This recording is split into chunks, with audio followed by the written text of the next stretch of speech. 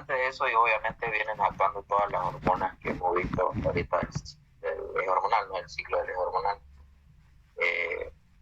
Y él, así planteándoselo fácil, son 4 hormonas las que participan en este mecanismo. Si no se presenta la una, no puede darse este tema de la luteólisis, ¿no? Entonces, entre ellas vamos a tener una que es el estradiol, ¿verdad? O estrógeno, y que va a actuar en el tracto reproductivo. Como ya vimos, se libera estradiol, causa los signos del celo, ¿no? Con niveles altos de estradiol, pero también va a causar una impregnación, ¿no? Y va a causar o inducir receptores de oxitocina en el endometrio. Entonces, muy aparte de que va a causar estos signos del celo, esta hormona se va a encargar de inducir receptores para oxitocina, ¿no? En el endometrio del útero.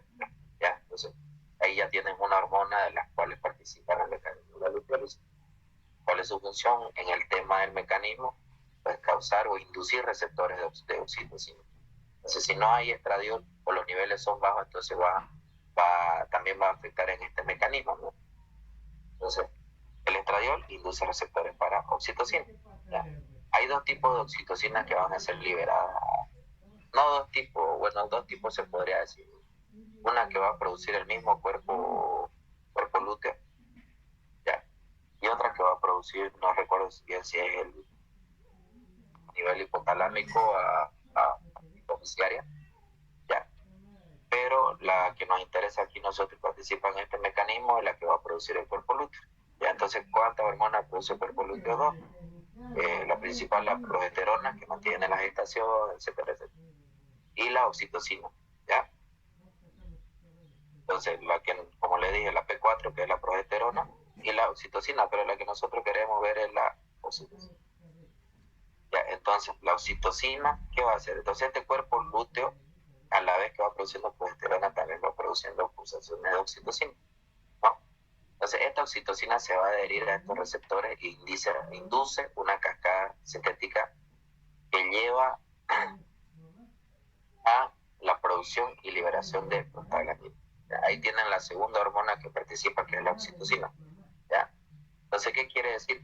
Que estos receptores que indujo el estradiol, esta oxitocina llega y se adhiere ahí. ¿Ya? Entonces, es como que llega, ahí tenemos un receptor de oxitocina, entonces esta oxitocina llega, se adhiere ahí, ¿ya?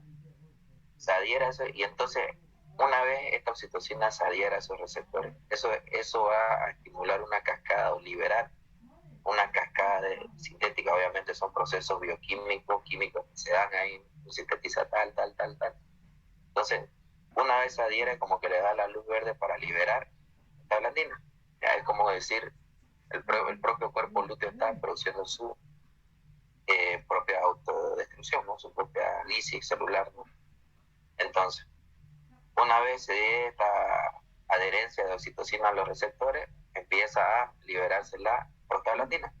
La prostaglandina viaja, han escuchado del mecanismo de contracorriente que ahorita les voy a mostrar, y el doctor les habla de este tema, de este mecanismo.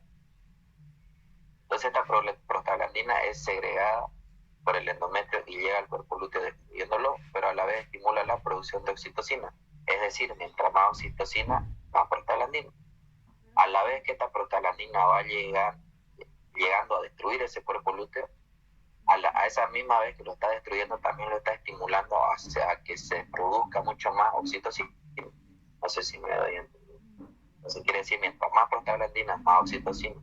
Entonces es como que quiere destruirse rápidamente ese cuerpo lúteo, ¿ya? Entonces va a ir yendo así, es como un pequeño feedback positivo, ¿no? Se retroalimenta positivamente. Más prostaglandina, más oxitocina, entonces va destruyéndose hasta que se destruye. Entonces, ¿cuáles son las hormonas que participan? Estradiol, oxitocina. Aquí no se ve mucho la participación, pero sí entra en la participación la progesterona, ya van 3. Y la cuarta, que es la más importante, que es la prostaglandina. Ya, es corto, es rápido, ese es el mecanismo de la luteólisis. ¿Alguna duda? ¿Cuántas hormonas son? 4.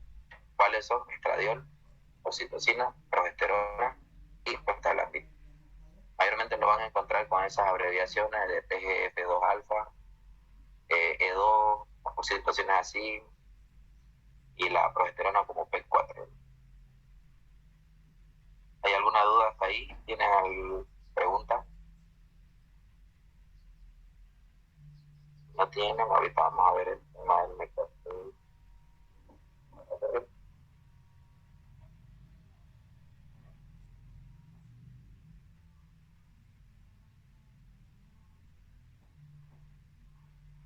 Esta es la pregunta que mayormente le suele hacer el doctor, ¿ya?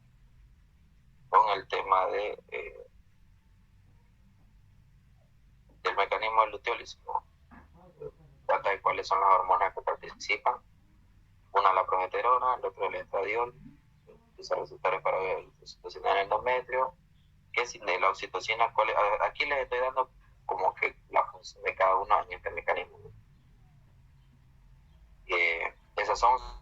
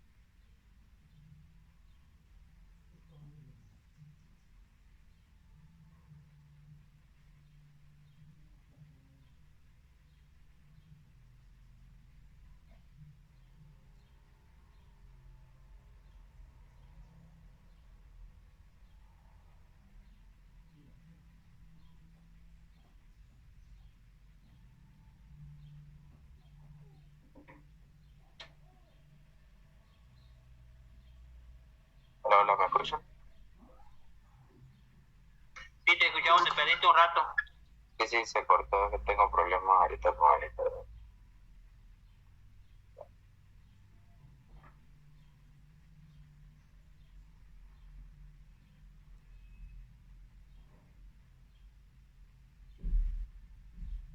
Ya, o sea, aquí van a encontrarlo en estas láminas del doctor un poquito más con otros términos, ya, como que más a fondo, ¿no? La oxitocina circulante se une a receptores, activa la fosfolipasa, es lo que le decía, estos procesos químicos y bioquímicos, libera ácido araquidónico, induce la cascada sintética que llevará a la producción de prostaglandina.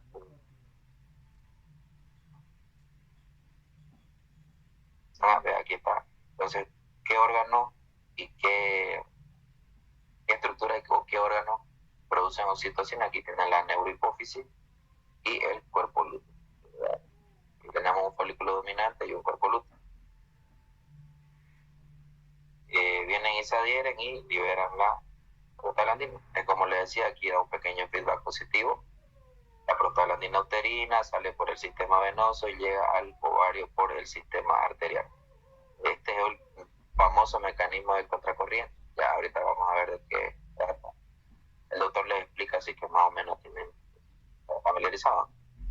Estimula a su vez la liberación de oxitocina por el cuerpo lúteo y esa oxitocina luteal induce mayor secreción de prostaglandina, lo que le decía, un feedback positivo. A mayor liberación de prostaglandina, mayor liberación de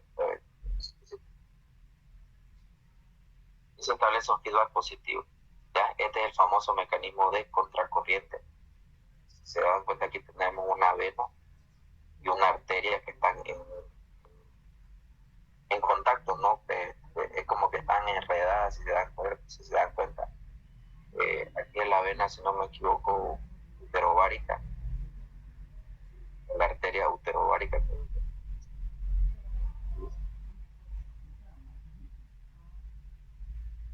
Entonces, toda esa prostaglandina que es liberada del útero, por eso es uterovárica, conecta el útero con el ovario,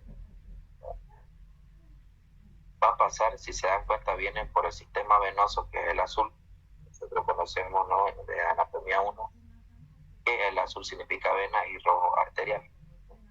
Entonces viene por esta vena útero-ovárica, y como está en constante enredo con esta arteria, no recuerdo el nombre de la arteria,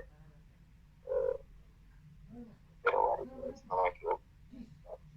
Pero si ustedes ven, se dan cuenta, este contacto de la vena con la arteria hace que pase estas moléculas de prostaglandina, esta sustancia, que es una sustancia, ¿no? Pase hacia la arteria, ya. En vez de que sea eliminado, se puede decir que se es eliminado por sistema venoso, pero como está en contacto con esta vena, pasa hacia la arteria y llega a los ovarios, en este caso al cuerpo lúteo, ¿no? Entonces este es el mecanismo de contracorriente. Entonces, si les preguntan un caso, digamos, no, el doctor, el mecanismo de contracorriente por el contacto, si ustedes leen, no recuerdo bien el nombre de la arteria, pero es la vena uterovárica, porque conecta el útero con el ovario, y la arteria ovárica, ¿ya? Es lo que le decía aquí. Esto ya es un esquema, creo que es un corte histológico y un esquema de lo que más o menos se ve. Es como un enredo el que se da, ¿no? Entonces, específicamente la prostaglandina pasa de la vena útero-ovárica hacia la arteria ovárica, con la cual se encuentra en íntima relación, están en contacto.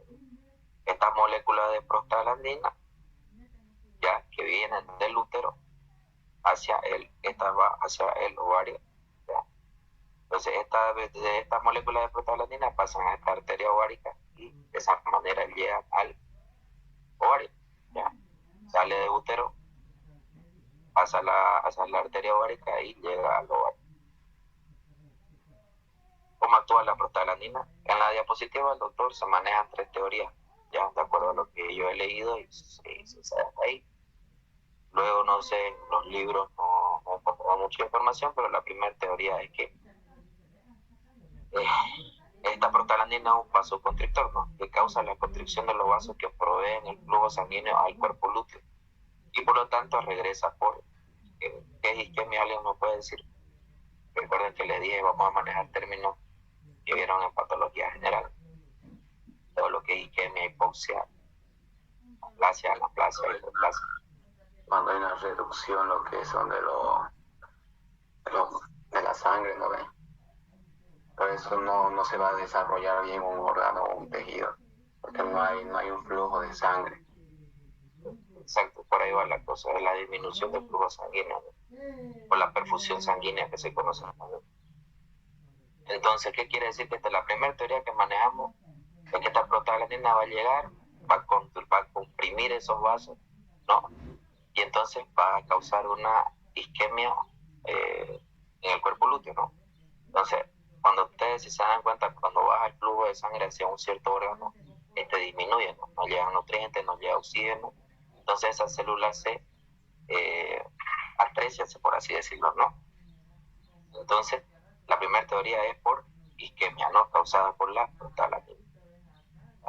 La segunda teoría que maneja es que la prostaglandina, al unirse con los receptores en células luteales grandes, induce la disminución en la secreción de P4 e induce a su vez la lisis celular, incrementando las concentraciones de calcio.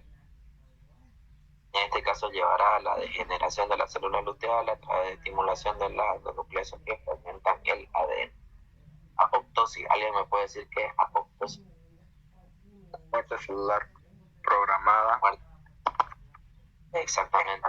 Esos son los términos que se manejan y ustedes tienen que estar familiarizados, porque de aquí en adelante, si se dan cuenta, están a mitad de carrera, no van a decir muerte celular programada o está es porque no le llega flujo sanguíneo. Doctor, dígame qué es eso de isquemia y apoptosis. Después de la apoptosis es porque hay cierto que ven de acuerdo a la destrucción del núcleo, ¿no? Porque aquí se dan cuenta, dice que fragmenta el ADN y dónde está el ADN en el núcleo. Entonces, en pocas palabras, la prostaglandina llega y causa una muerte celular programada con liberaciones de concentración de calcio, ¿ya? Ustedes lo leen y hacen un pequeño resumen. Entonces esta prostaglandina llega, se adhiere a células luteales, libera concentraciones altas de calcio para una muerte celular programada. ¿Ya? Aquí se lo dejo, ya esa es la segunda teoría, por muerte celular programada por concentraciones altas de calcio.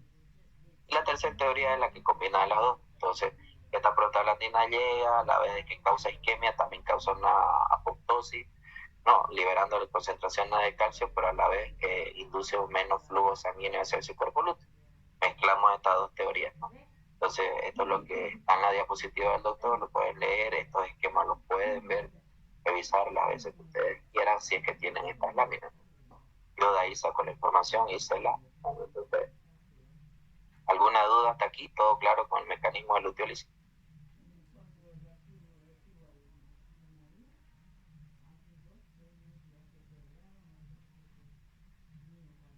¿No hay duda? Todo claro. Muy bien. Ok. La chica que me preguntó por el mecanismo, si tienen dudas, pregunten. Después llegan los exámenes. Ya yo no los puedo ayudar. Y en el mecanismo de la luteólisis, lo que estabas explicando hace rato, en sí, en ese mecanismo son las que actúan 3 o 4 hormonas, dijiste, ¿cuánto? sí, 4 hormonas. 4 hormonas. Sí. Mayormente cuando yo le llevé la materia, el doctor le suele preguntar dos, ¿no? Puede hacerle dos tipos de preguntas. ¿Cuántas son las hormonas que participan en el mecanismo de la luteólisis? O sea, les pregunta cuántas, ¿no? El número. Entonces ustedes tienen que decir son 4, porque no son 3. Algunas veces suelen confundirse con que solo es la prostaglandina, ¿no? Porque es el agente luteolítico principal, ¿no? ¿Ya? Pero no es solo una hormona, ¿no? Entonces él está preguntando del mecanismo de la luteólisis en general, ¿no? Ahora, otra cosa es que le pregunte cuál es la hormona encargada de la luteólisis, ¿no? ¿Cuál? Uno. Y cuántas son las hormonas que participan es muy diferente. O sea, tienen que tener un poquito de comprensión para que no se chipen, ¿no? A la hora de resolver la pregunta. Y a veces le pregunta cuántas y cuáles son. Entonces ustedes tienen que nombrar las 4 que les nombré aquí arriba. Son progesterona, estradiol, oxitocina, prostaglandina. No hay un orden, si quieren pueden hacerlo con un orden de estradiol, oxitocina, progesterona y prostaglandina. Pero esa es la pregunta, esta es como la que está planteada aquí.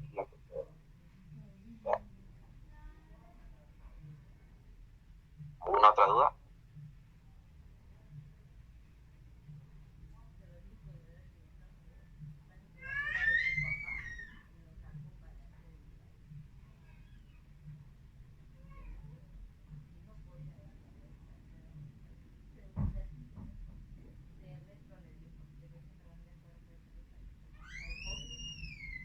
Oye, Leo, ¿sabes que el doctor nos mostró unas láminas?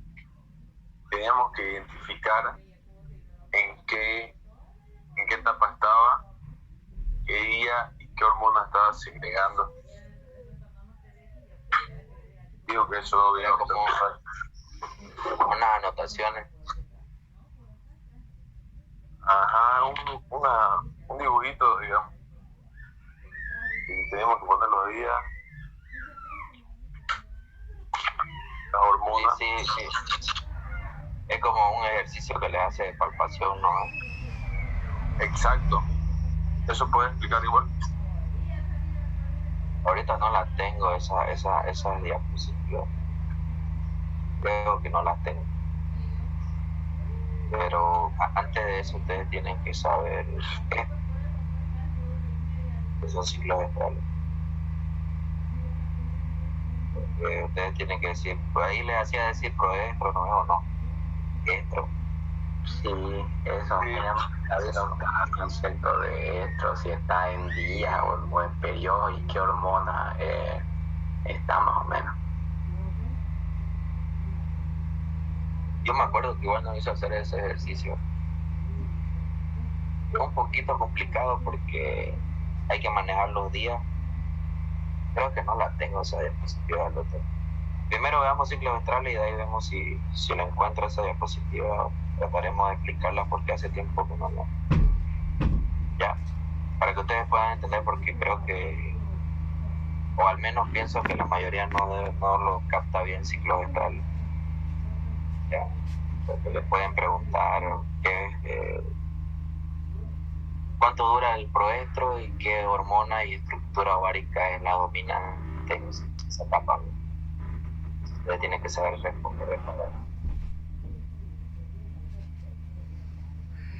Los ciclos estrales, aquí hay un pequeño concepto. Se refiere a todos los eventos reproductivos, fisiológicos y de comportamiento. Esto no, o sea, ténganselo en claro, o anótenselo, guárdenselo todo bien ustedes. Van a ser todos los eventos reproductivos, o sea, todo lo que tenga que ver con fisiología reproductiva y los comportamientos que va a presentar en el animal de acuerdo a esos eventos, ¿ya? Entonces, nosotros vamos a ver ciertos comportamientos en ese animal y vamos a decir, está en esta etapa, está en proestro, en estro, o está en diestro, o está en anestro. Es como les decía el doctor en la práctica cuando les preguntó, ¿cómo vamos a saber si esa vaca está ciclando? Decían, ¿no? Luego se miraban en su test. Entonces, la única manera de ver si está ciclando o no es ver si hay celo visto, y dos, palpar y encontrar un folículo o un cuerpo lúteo. ¿Ya? Si no encontramos ninguna de esas dos, entonces esa vaca está en un anestro y hay que ver la causa del anestro, ¿no? Entonces, estos ciclos estrales nos van a ayudar a identificar ciertos estadios de acuerdo al comportamiento del animal, ¿ya? Que se presentan entre un estro y el siguiente, ¿ya? Factores que influyen siempre van a ir, siempre dicen, ¿no? La especie animal no es lo mismo el estro de un perro a una vaca, digamos, ¿no? La raza, la voz tauro, bueno, la raza en este caso, digamos, diferentes, las lecheras con las de carne, ¿no? Una Nelor con una Girolando, entonces siempre van a tener cierta diferencia, aún siendo la misma especie, pero en diferentes razas, ¿no? Edad, como bien dijimos, hay vacas más jóvenes que tienen ondas de crecimiento folicular de dos ondas, las más viejas tienen de 3, entonces la edad siempre va a ser uno de los factores. Medio ambiente, que se le da a los animales, ¿no? De acuerdo al estrés ambiental, el confort que se les da. Estado nutricional, que siempre les he dicho, no es lo mismo una vaca gorda o una vaca gorda puede tener problemas, ¿no? A la hora de presentar esto, alargan el proestro, puede que no presente estro, el metaestro o el diestro, a veces se va a alargar más, ¿no? Entonces, estos son los factores que van a ayudar a que, o factores que influyen, ¿no? Que van a influir sobre esto, ya sea de buena manera o mala. Para que nosotros entendamos ciclos estrales, nosotros vamos a ver una fase folicular y una fase luteal. Y ya su nombre lo dice, folicular, ¿por qué? Porque está el folículo. ¿Y qué libera el folículo? Entonces, en esta fase folicular, la estructura ovárica dominante va a ser el folículo y la hormona va a ser el estradiol, en este caso el estrógeno estradiol. En la fase luteal, cuerpo lúteo, como su nombre lo dice, el luteal. ¿Y qué hormona libera el cuerpo lúteo? Pues la progesterona. Ya, entonces estas dos fases nos vamos a manejar, ya. ¿Cuáles son los periodos que se divide el ciclo estral? Mayormente se hablan de esto, que son 4, pero también se le puede poner este quinto, que es el anestro, pues se presenta mayormente en las perritas, ¿no? Entonces, si les preguntan periodos, ¿cuántos son? Son 5. ¿Cuáles son? Proestro, estro, metaestro y diestro, ¿ya? Entonces, y anestro. Y si no, pueden mencionar estos 4 primeros, y si quieren lo mencionan este quinto, ¿no? Mayormente se trabaja con estos 4. Y este anestro mayormente es cuando hay patologías, o si no, fisiológico, como en el caso de una preña. Entonces, esos 4 ya, en ese orden. Y vamos a hablar primero del proestro, ya. Es una etapa la cual la P4 presenta niveles bastante bajos por la regresión del cuerpo lúteo. Ahorita vamos a ver, y eso lo expliqué yo sé que está aquí uno de los que estaba ese día que les expliqué el tema de ciclos estrales. Esto todo se va a ir encadenando de acuerdo a los días, ¿ya? Recuerden que cada 21 días presenta celos del animal, ¿no? En este caso la hembra bovina. Entonces el proestro con el estro, con el metaestro y el diestro, va a ser como que después del diestro viene el proestro otra vez y todo se va a repetir cada 21 días. Entonces va a ser una cadena. Todo eso durante la vida que dure este animal, ¿no? Entonces aquí presenta niveles bajos. Si se dan cuenta, aquí vamos a ir viendo lo que está marcado con verde, vamos a ir viendo ya los niveles de progesterona. Aquí dice que presenta niveles bastante bajos por la regresión del cuerpo lúteo, donde empieza a subir y dominar los niveles de estradiol que segrega el folículo dominante. Ya aquí tenemos un folículo dominante, niveles bajos de progesterona, ya aquí este es el cuerpo albicans, ya que el cuerpo lúteo se destruyó, pero eso después lo vamos a ver. Entonces, ¿qué quiere decir? Si hay un folículo dominante, estos niveles de estradiol están subiendo, ¿no? Ese folículo está creciendo, está recibiendo alta FSH y va creciendo, ya. A la vez va liberando estradiol, entonces esos niveles de estradiol se van elevando, ya.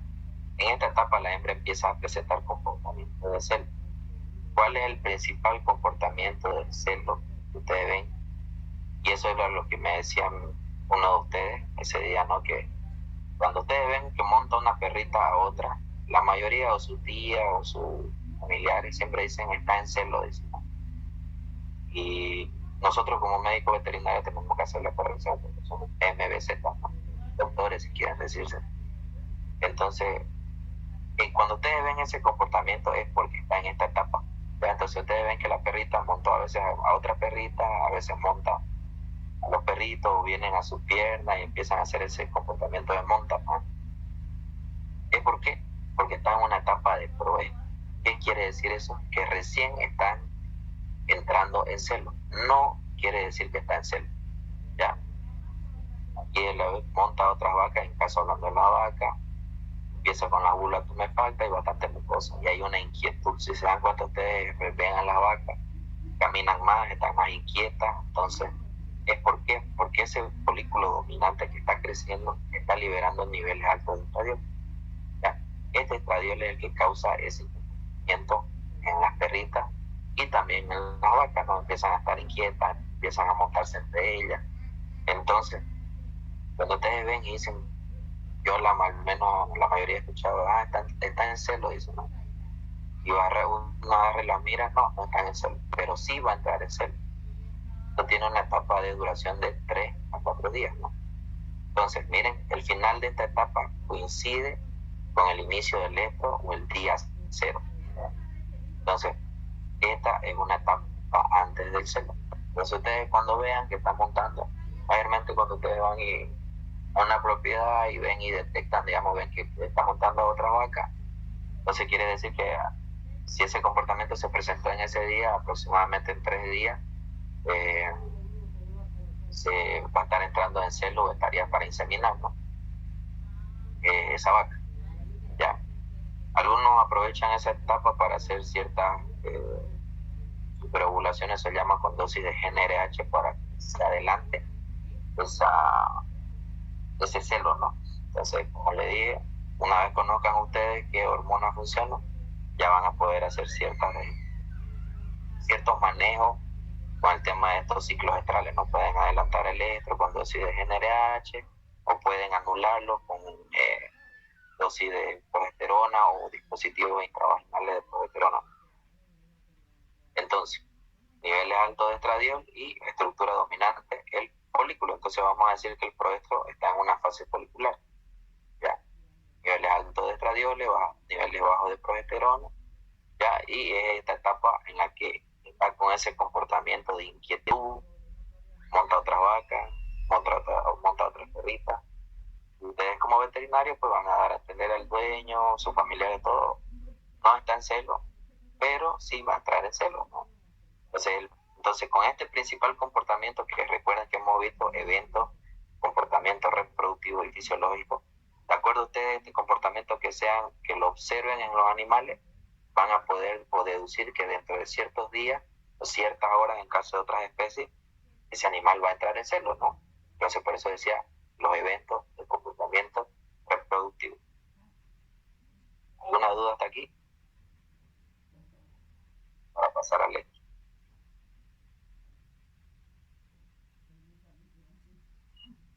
¿Qué es este comportamiento que les decía? Todo esto está en la diapositiva del doctor.